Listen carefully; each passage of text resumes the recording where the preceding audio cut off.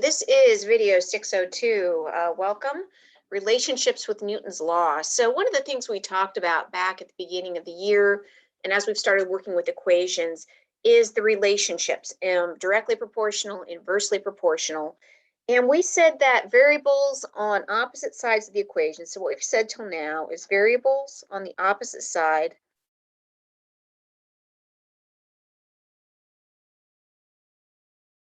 of equations are directly proportional.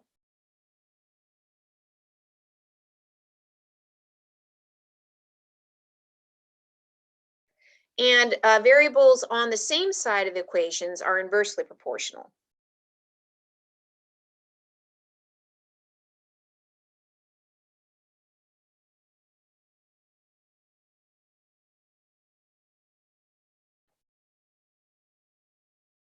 Inversely proportional. So we have here, we're going to work with some sample problems to kind of investigate that. So it's a little bit difficult to read this. You, as one of my students, you were provided with a packet with sample problems on it. So I'll read this to you. It says that planet X, which is here, has a mass m and a radius r. Planet Y has a mass of 3m and a radius of 3r. Identical satellites orbit both planets at a distance r. So these are equal. The assumption here is that this r and this r is equal at a distance r above their surfaces as shown above. Now, don't forget about the fact that all of these AP problems have diagrams. The reason they put the diagrams in is to take care of any ambiguity in the question. So a lot of times when you're working on homework problems, you'll have a question and you'll say, I'm not sure if this is sliding or not sliding, or how far away it is. And so the diagram helps kind of alleviate that. The planets are separated by such a large distance that the gravitational forces between them are negligible, which means that these are there. We don't have to calculate gravity between this planet and that planet. We're looking at two planets that are like clear on the other side, of the galaxy, whatever, or solar system. So what they want to know is, how does the magnitude of the gravitational force, so they're calling the force between the satellite and the Earth. So we know that this planet is pulling on this satellite with a force, and they're calling that force Fy. And how does that compare to Fx? And our options are that this force is 3 times as big as y. So if I take the force of this and I multiply it, or I multiply this 3 times, y is 3 times larger than Fx. That y is less than Fx by, it could be a third, 3/2, or 3/4. So, well, we're not quite sure, because while this has a bigger mass, this has got a smaller radius. Let's go back through. Remember that my equation for gravity is that I have, let me make sure I'm on screen here. Force due to gravity is equal to G m1 m2 over distance squared.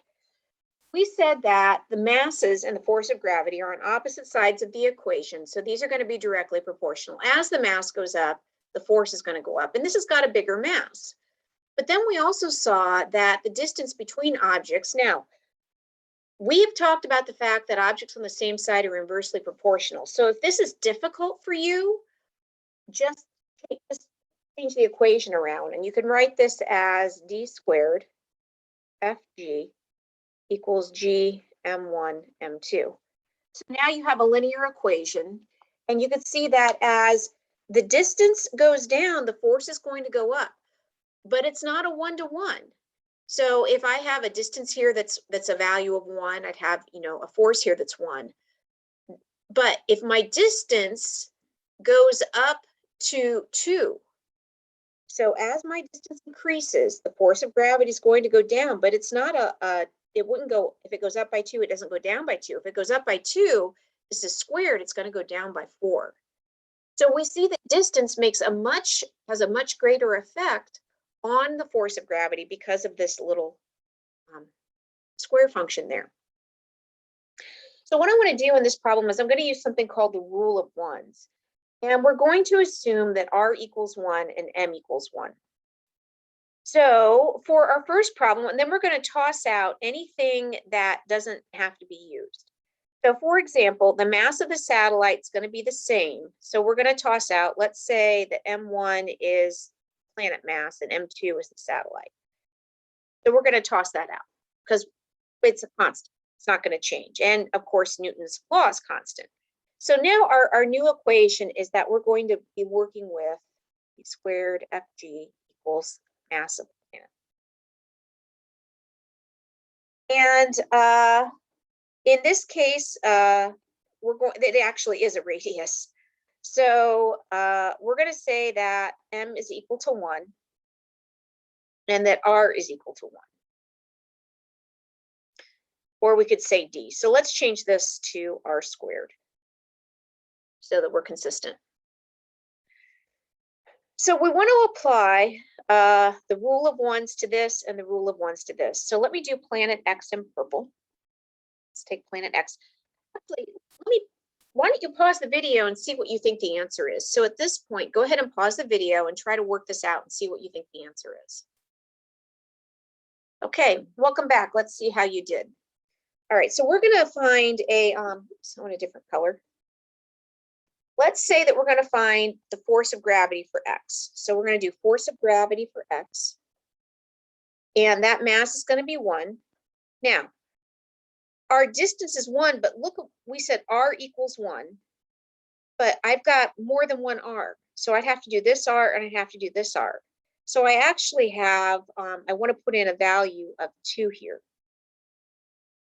And that's going to be squared. So we're going to say that that would be 4. So I'm going to have 4 FGX equals 1. So we're going to say that the force of gravity of planet X is equal to 0.25. And that was using our rule of ones. Okay, we've got R equals 1 and M equals 1. So let's look at then, pick a different color. What haven't I used? How about blue? So for FGY, now my mass is 3. So if I take 1 times 3, I'm going to have, my mass is going to be 3. And I have 3R and R. So if I add all of those up, if R is equal to 1, I have to add 3R and R. So my distance is going to be 4. So now I have 4 squared FGY equals 3. And when I solve for FGY, I get 0.1875. So based on this, how do I correlate? Now, one thing I'll tell you that I do is I like to work with things in decimal form. So right away in my brain, I'm changing this to 0.33 FX, and I change this to 0.75 FX, so on and so forth. That's just the way it works for me in my brain. Maybe you're different. What you have to be careful of at this point. So if you said 0.33 FX, you set up your ratio incorrectly. So what this problem is saying, and I want to spend a few minutes just kind of talking about this. This is saying that here, f of y is some percent of fx. So they're saying that fx is stronger, and if I multiply it by this percent, I'm going to get fy. So the implication here is that fx is stronger than fy. So for example, fy is only going to be 1/3 of fx, or fy is only going to be 3/4 of fx. Now for this one, they're saying that fy is actually weaker. But if you take fx and you multiply it 3 times, that you'll get fy. Well, what we see, in fact, is that fx is stronger. So right away we know that's not a viable answer. So if you compare these two, fx is stronger. Well, by how much? So we look at this. We could say that we have fy is 0.1875, and we have some value, we'll call that n. We multiply Fx, which is 0.25, by some value n, we get 0.1875. And when we solve this ratio, we see that n is 0.75, which means that this is going to be my correct answer. So it turns out that even though this is 3 times more massive than this planet, the force of gravity is stronger here because distance makes a bigger impact. So what are our takeaways? I just summed one of them up.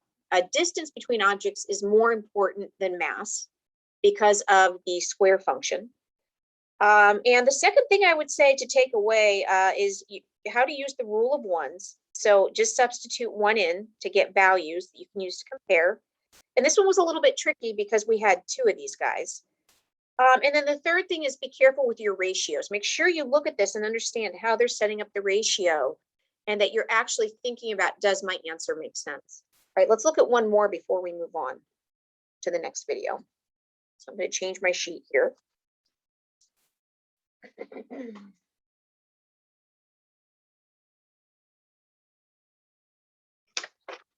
Do another sample problem.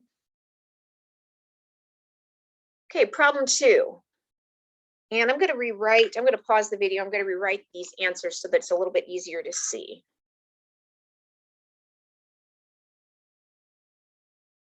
Okay, in case you can't, again, if you're my student, you have this handout.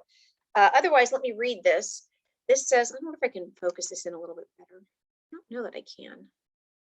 2 containers of water have their individual masses varied by adding or removing water. The containers are initially a distance d apart as measured from their centers and are filled with water so that each has a mass m as shown in figure 1 above. The gravitational force that one container exerts on the other is F sub 0. Water is then added to one container so that the mass is increased to 1.5 m, and the water is removed from the other container so that its mass decreases to 0.5 m, as shown in figure 2. What is the new gravitational force exerted on one container by the other? All right, well, you might be thinking, well, the total mass doesn't change, and so it's not going to change the force of gravity. And if we summed the masses, that would be true. But in this case, the formula is, by the way, let me go ahead, pause the video, see if you can work it out. Okay, welcome back. Let's see how you did. Remember, we've got Fg is G m1 m2 over d squared. And in this case, if we use rule of ones, we can ignore this and we can ignore that. So we're saying that Fg is m1 m2. And let's say that m equals 1. So we're going to go to this initial mass. We're going to say that that equals 1. So for F0, which is up here, we could see that you would take m times m, and if m equals 1, that's going to be 1. So we're using rule of ones here. Now, if you said for the second one that the first system is going to have the same gravity as the second system, which is here, you'd be incorrect because, again, if we were adding them up, that would be true, but we're not, we're multiplying. So if we use rule of ones for the second system, so we'll say that the new F1, or the new mass or force, is going to be 1.5 times 0.5, which is equal to 0.75. So we actually have a decrease in the mass. We go from a value of 1 down to a value of 0.75. So what we see here then is the answer is going to be A. So not only does it matter how big the mass is, it also matters how the mass is distributed. When you have an equal distribution, that's going to increase the force of gravity between the two objects. And if you have one object that's more massive and another object that's less massive, you're actually going to see a decrease. Okay, so that's our lesson on relationships with Newton's law of gravity. And let's move on to some changes in the force of gravity when it comes to weight in the next video. All right, thanks for watching.